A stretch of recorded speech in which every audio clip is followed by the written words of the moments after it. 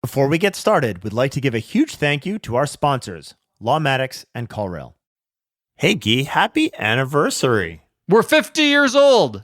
You're 50 years old. I am I'm marching new to towards this, but yeah, I'm 50 and I are becoming closely acquainted, but that's chronological. This is the 50th episode of Lunch Hour Legal Marketing for you. It's exciting. Yeah, I'm pretty psyched. You know what? There's longevity to that. One of the things that we noticed, I talked about why you shouldn't start a legal podcast, is that 84% of podcasts fail in the first 6 months.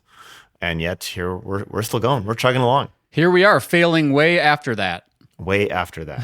Okay. So for today in the rundown, we're going to cover some news.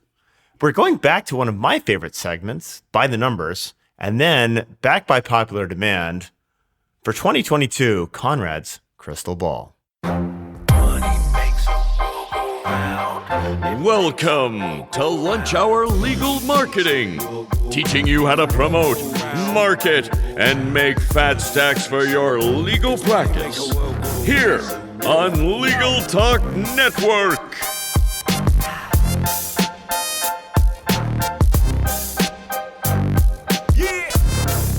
All right.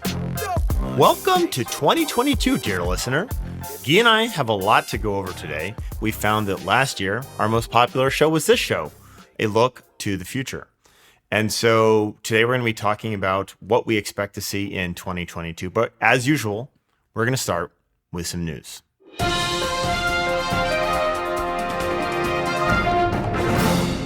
Unfortunately, as of this recording, the news came out that we had hit 1 million COVID infections.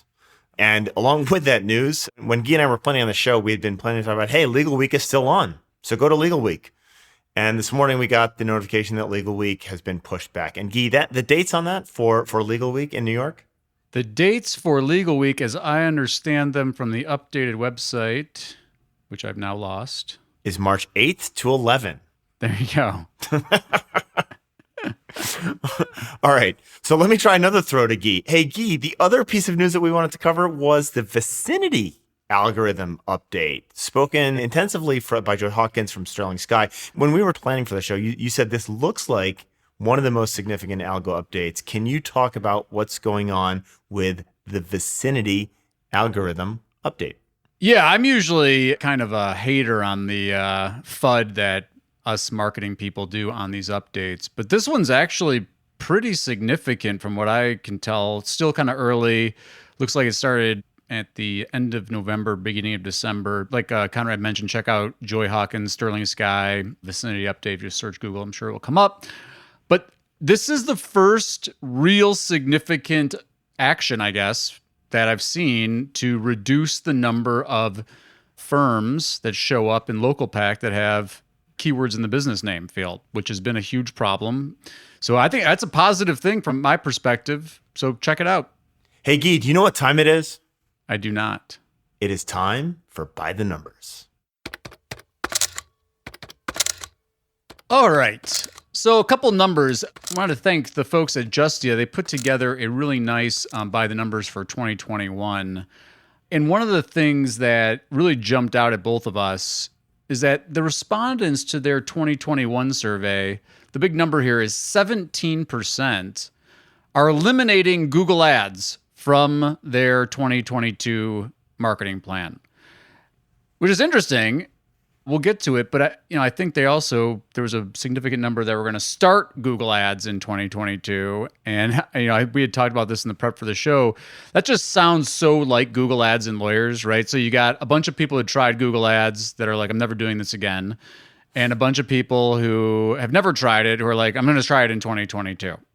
Yeah, I think I was really surprised to hear that coming from Justia. So 17% dropping out of Google Ads. I have my thoughts on why that is. Guy, what are your thoughts? And I suspect we have the same exact thought. Well, I mean, I think that a lot of lawyers, like, they're not having the economics conversations, whether they're running the ads themselves or they're working with somebody to run the ads. Like, one, it's complicated. Google makes it really, we talk about this all the time, but Google makes it super easy to open up an ads account. But managing an ad to, or a campaign or an account to a profitable return on ad spend, that's why there's a whole business of people that do that for a living. And even a lot of those folks they struggle to do that consistently. And so, again, at the end of the day, I think it's a results thing, right? People, they go out, broad match, lawyer, run up a bunch of clicks, or maybe some calls, but they're not qualified. And those clicks are expensive. My gut is it's a measuring results plus the overall size of that budget it's a failure to accurately measure results, right? I suspect the number of law firms that have a really solid understanding of this is my cost per consultation and therefore this makes sense or it doesn't make sense is pretty limited. We're still in the phase of, you probably still get this too. How do you know where your clients are coming from? We ask them. Yeah. Okay. Right. So if you're still doing that, if you do that, right, and the answer is the internet, well, that's not Google Ads, it's the internet. So what does that really mean? It means nothing. There's no clarity on how that money is being spent. And then I look at my biggest marketing spend. It's frequently Google Ads, right? Yeah. That your biggest marketing line item goes straight to the Google. So you do that simplistically and you look at things without having understanding of the economic or having infrastructure to actually measure the economics. And of course that thing gets the bullet, right? Don't necessarily think this is a great move for firms.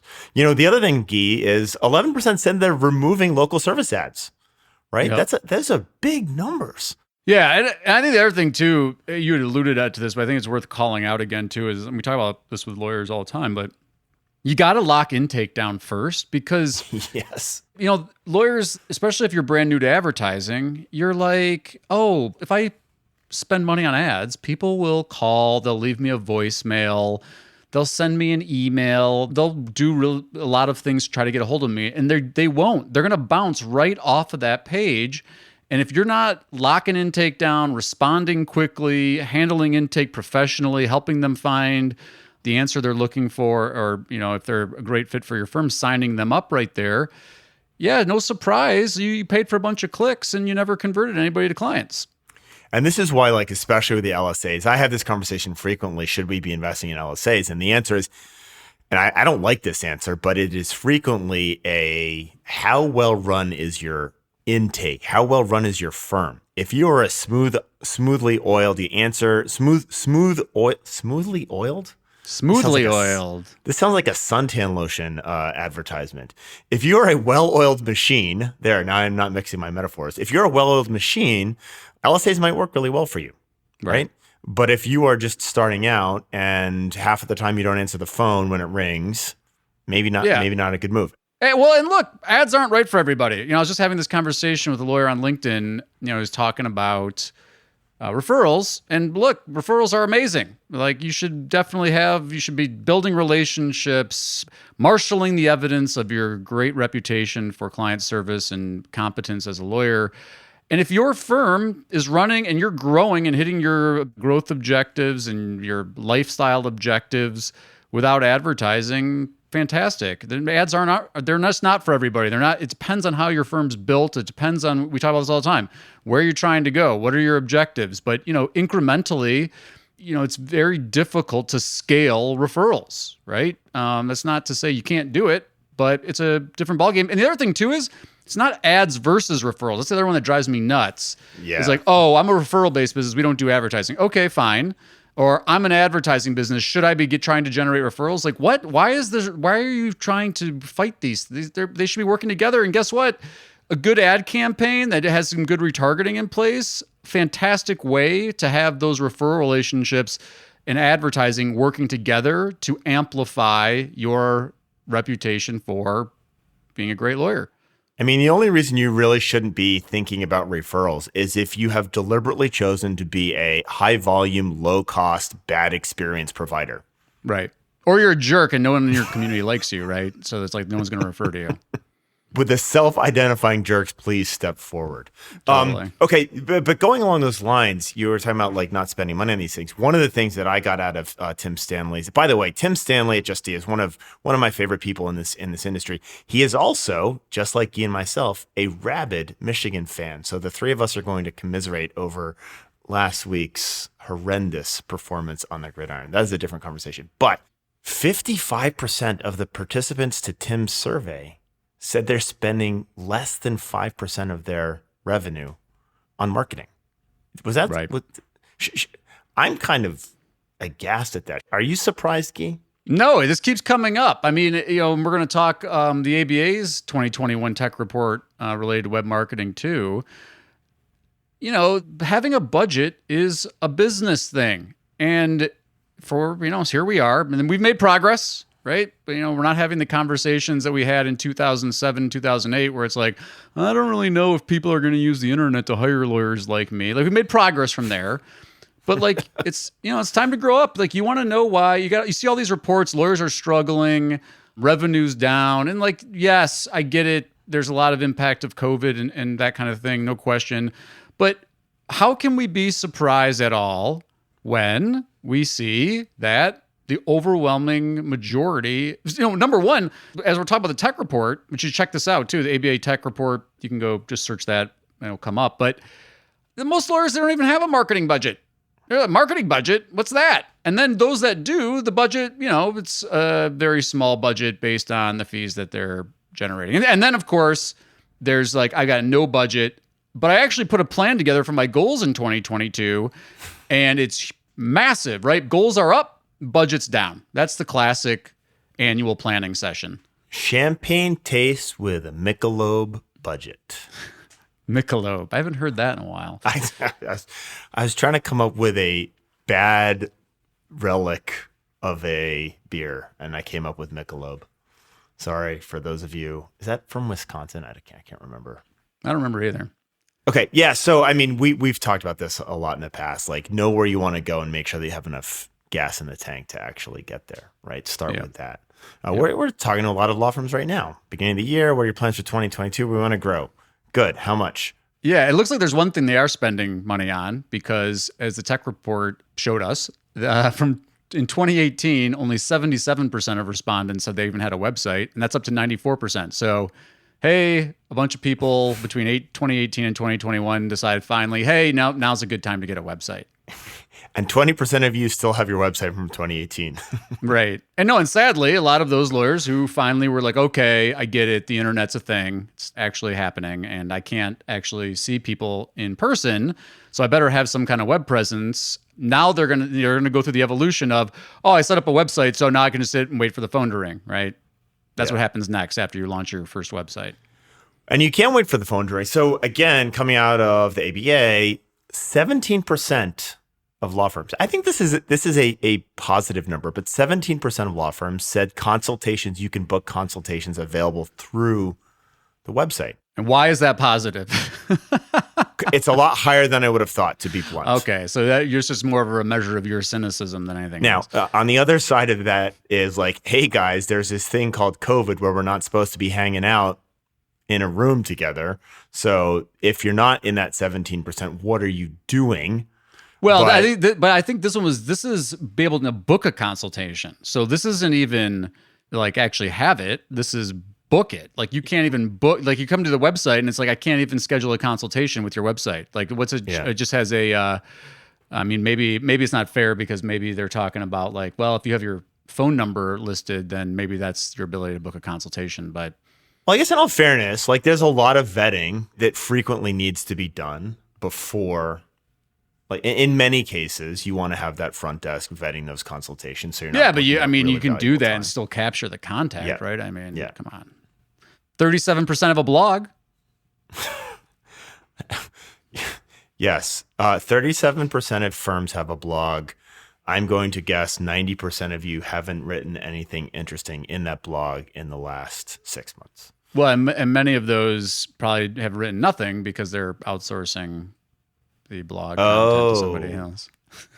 Should well, I was we just saying because you said you written about our super lawyers win last 4 years ago. Is that important to blog about? Right. I had only 12% of solos. So solos, I thought that was kind of interesting because I thought that's surprisingly low. Yeah, because legal blogging was kind of like, kicked off by a lot of solos, essentially, in my experience with it. I mean, there were a couple firm lawyers who had been doing that, but most of the legal bloggers that I've known over the last 15 years, they're solos and smalls. So yeah. But LinkedIn, everybody's on LinkedIn, 87% on LinkedIn. And I'm surprised. That's the one where I'm surprised it's that low. How are you a professional? You know, it's interesting. LinkedIn launched a series of ads really focused on professionals. And this came out over the Christmas holidays.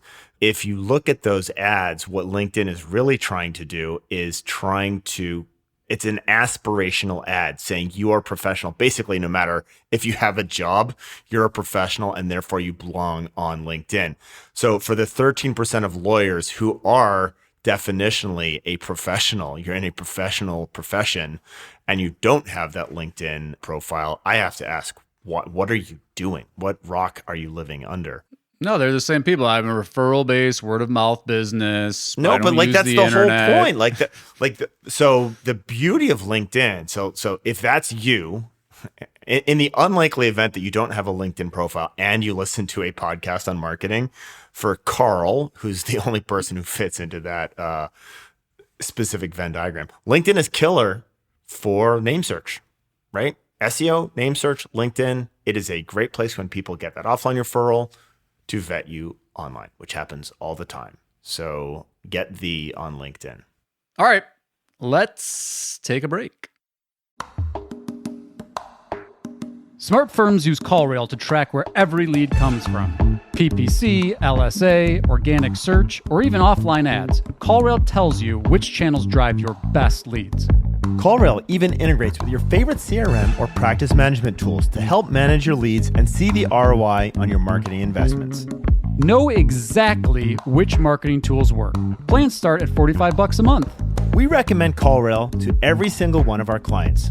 Go to callrail.com/lunchhour now and try it for free.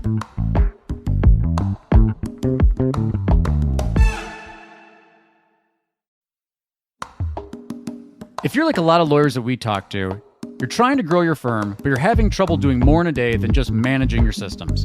So what you really need is a simple system that can easily identify where your profitable leads are coming from, analyze practice performance, and easily sync up matters.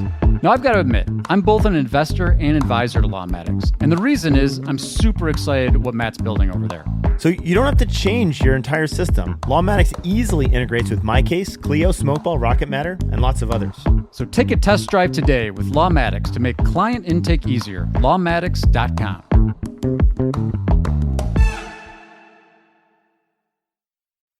And we're back. So we have asked, we always ask for reviews. We want to hear feedback. But last time, as the smart aleck that I am, I asked for an indifferent review. And thank you for this wonderful, totally indifferent review. I get a ton of really valuable information from the podcast. It's been helpful as I'm starting my own firm. But then again, if it didn't exist, I guess I could just do some research and find out what I need to know some other way. It would be tedious, but maybe not that bad. Pineapple Law via Apple Podcasts. Thank you, Pineapple Law. And frankly, that was more than indifferent. That was very kind. I like this review. And I think it's actually, at the risk of stretching too far, it's not like there's a lack of this content to be found on the web. And in the same way that there's not a lack of content to be found on your whatever specific practice area you have, no matter how niched you think you are, there is tons of content on that on the web. The question is, are people reading your content instead of someone else's? That's the key. That's the real trick here. So Pineapple Law, I don't know where you're from, but thank you for sending us an amusing, totally indifferent review. Right. And of course, if you've got a review, indifferent, hopefully positive, and even if it's not great, please do leave it. And you can also hashtag LHLM. Let us know what you think. Twitter, places where hashtags work. We're here to listen. We want your feedback. Thank you. And now we're going to move into the Legal Trends Report Minute, brought to you by Clio.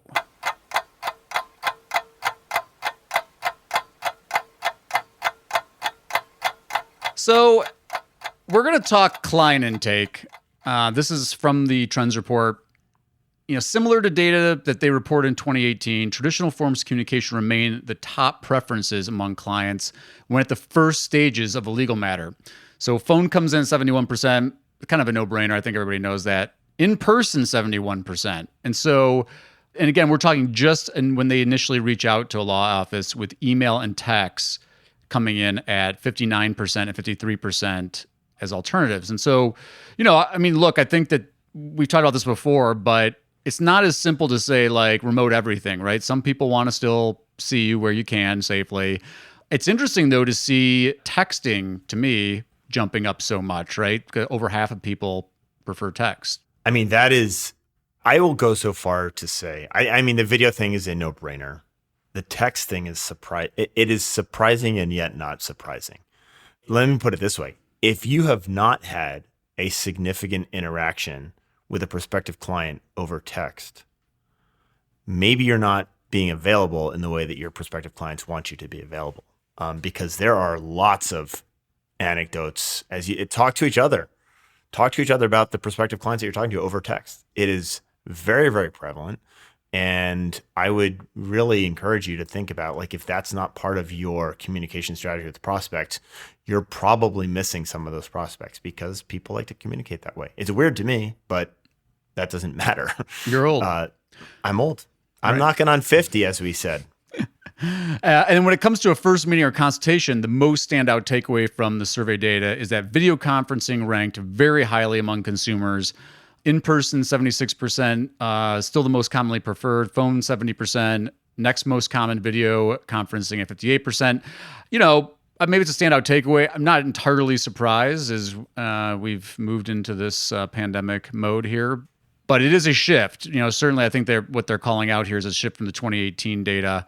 But at this stage in the legal matter, real-time communication, the opportunity for quick back and forth communication is likely most important. While many still seek traditional formats for communication, video conferencing has quickly become a strong alternative for many clients. And, we see this. We're big on video conferencing.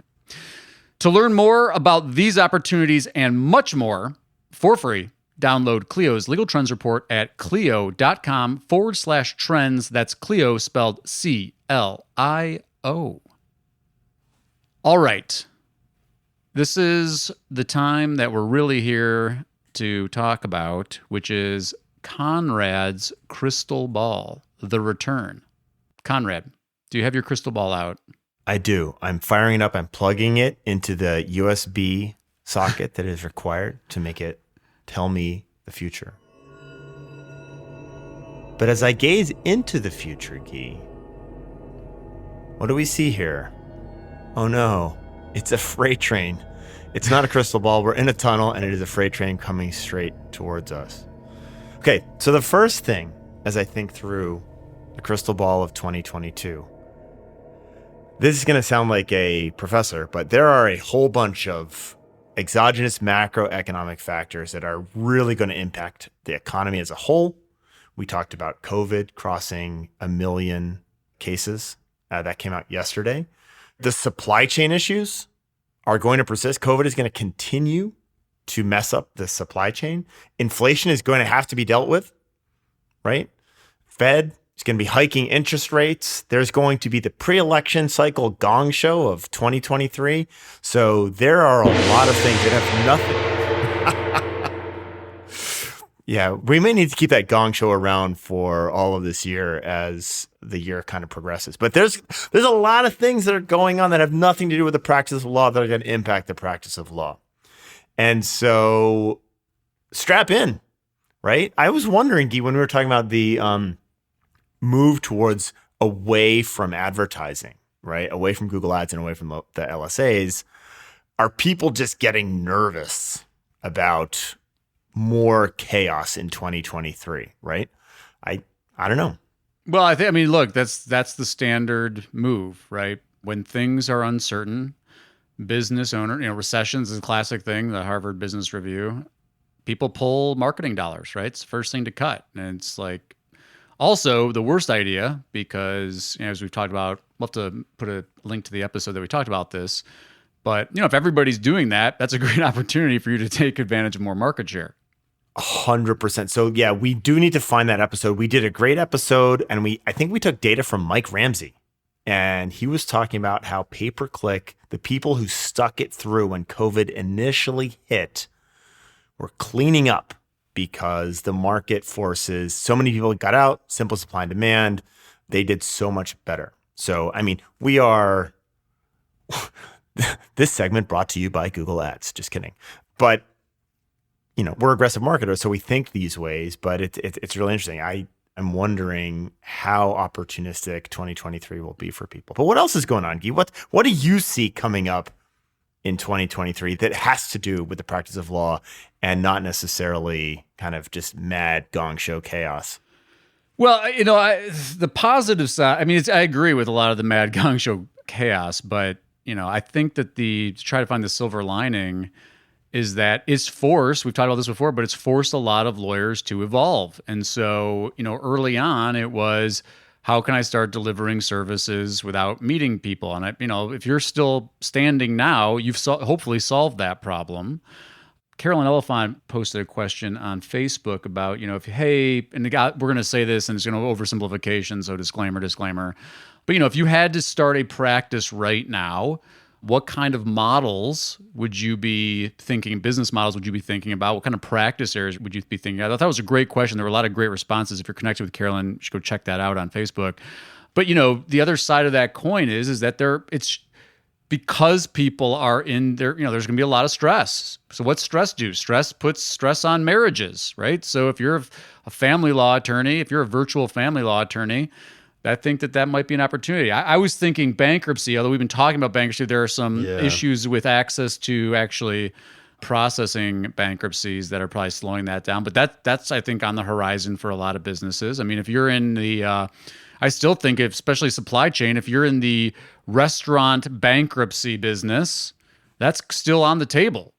Not to use a terrible pun there. But, I think I think there's a lot of these things are still coming up, and that's, it's, being a smart business owner is about understanding the conditions on the ground. But, look, I don't think that I don't think anything's going anywhere over the next year. I think lawyers are getting more sophisticated. You see a lot of lawyers that are expanding. You see a lot of, big firms that are breaking into new markets. The competition level, from my perspective, hasn't really gone down in any respect.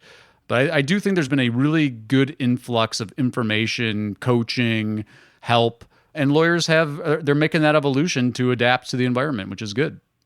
I think the competition, while it hasn't gone down, it is heated up specifically because more and more firms are becoming more business oriented, right? And I have my very strong bias on this, that more and more firms are getting a really solid understanding of their costs, their effectiveness, the efficiency of how they run, how quickly they get back to people. So as I look into 2022, the ability for CRM systems and actionable business data to improve the way firms are running is just immense. And I would say if you do not have a CRM strategy, and there's another part to CRM, it's building that database of prospective. So we talked about this a little bit before. To me, CRM does two things. One, it helps you develop data on how you are running and therefore to run more smoothly. But two, it builds a database full of prospective clients, right? And as privacy becomes more and more prevalent on the web, ironically, as there a bigger switch towards privacy, figuring out how to engage with prospective clients even before they actually need you and build them into your database, which is part of your CRM strategy, that's going to be a huge leg up for some firms. And I don't think many firms are thinking about this. No, so I'm glad you said that, because I was going to challenge you. I agree with you aspirationally. I think that there's a huge opportunity there. And I think that if we're going to say anything tactical here, it's the message of get opt-in, get permission from people to send them emails, get them in your CRM, nurture those relationships, no doubt. But, when we're talking about do I see that coming in 2020? I mean, I know that you and I are going to be trying to persuade folks to move that direction, but you look at the Clio Legal Trends Report, that's one of the biggest issues, is that firm owners don't have insight into even just basics like revenue, but all the things that we talk about that CRM solves. And so on the one hand, I think it's a huge opportunity. I hope lawyers are taking advantage of that. Call me cynical about it, but the gap is big. So big opportunity. Will it happen in 22? I don't know, but it's definitely something that we've been talking about and we'll continue to push. Well, the gap's big, but my take, Guy, is that the gap is going to get even bigger for those firms who don't jump in, right? Oh, right. I meant the gap of the firms that, I can't remember what the number was, but it was like less than half have any visibility at all into some of the things that CRM provides. But, Clio's been talking. There's been big adoption. The point here, let's use this. They've demonstrated their data, their respondents showed that the firms that are growing are the ones that are adopting CRM and 100%. technology. Yeah. And let's use your buddy's example, Matt over at Lawmatics. They raised a whole bunch of money on this premise, right? Oh, this totally. is a very real thing. A very real thing. So, Oh yeah, I mean, look, we know it. It really can be a game changer for your business. In so many different. I mean, we should do a whole episode on CRM. Really. Okay. There you go. There's our I'd love to. prognostication. We're going to do a CRM episode. Yes. This next episode brought to you by Salesforce, Clio Grow, and HubSpot. And Lawmatics. And Lawmatics, sorry. And Lawmatics. Yeah, I mean, so that's one thing. And the other thing that I look at into the future, and this is really inspired. You and I talked about our favorite episode. We had the same favorite episode, which was the episode with Aaron Levine. But if I want to connect all these dots together, Aaron Levine's Hello Divorce was about helping. It starts with the premise that a lot of people can do it yourself. And when you assist people in the do it yourself, the first steps in their legal path, whatever that might be, boom, you have now created a relationship with that person that you can continue to market to. And I would really challenge all of you listening to think about what are the things that I can do to help that DIY it's the legal assist model that then that person turns into someone that I can continue a relationship with. And that's what Aaron has done masterfully. Those types of models and those types of engagements are going to continue to become more and more effective in the legal marketing realm. That's my perspective. It's such a great example to me of, lawyers know this, right? The word of mouth referral lawyer, they're like, I don't use technology. I don't use the internet. I'm a word of mouth referral lawyer. It's just people that know me. I send them, holiday cards. I see them in the community. That's my whole game plan. The funny thing is, that's exactly what CRM is.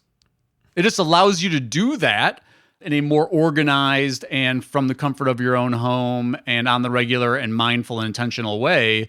And scalable. Scalable. That's it. Thank you. Then just you have an epiphany that you need to go to, your local networking thing, right? So it's just one of those examples of where it's lawyers have known this stuff forever, but then you hear something like client relationship management software, and you're like, oh, I don't know, that sounds like outside, but that's exactly what it does. Guy, are we going to see a Michigan win this year? In 2022? Yeah.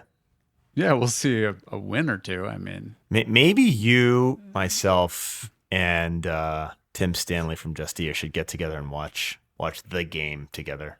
I'm just worried Harbaugh's going back to the NFL. Oh, boy. Anywho, thank you, dear listeners, for sticking with us for another episode and hopefully full year of Lunch Hour Legal Marketing. As always, if you just landed on this, never heard of it before, please do subscribe, sign up, whatever you do these days for podcasting, and send us feedback. #LHLM. You can leave us a review. And leave us an indifferent review. You can email us, and you can call Conrad's cell phone number, which is just kidding. Thanks so much. Guy and Conrad, Lunch Hour Legal Marketing, out.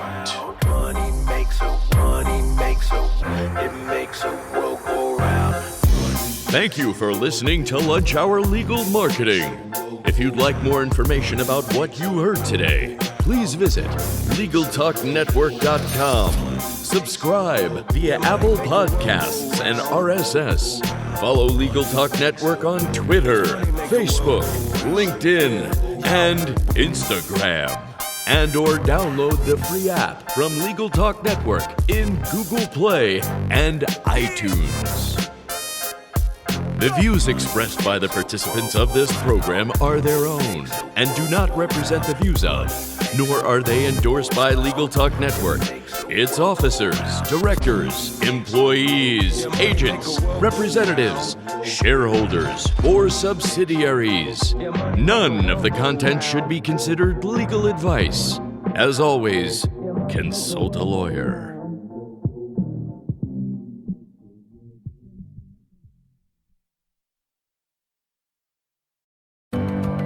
Workers' Comp Matters is a podcast dedicated to exploring the laws, the landmark cases, and the true stories that define our workers' compensation system. I'm Judd Pierce, and together with Alan Pierce, we host a different guest each month as we bring to life this diverse area of the law. Join us on Workers' Comp Matters on the Legal Talk Network.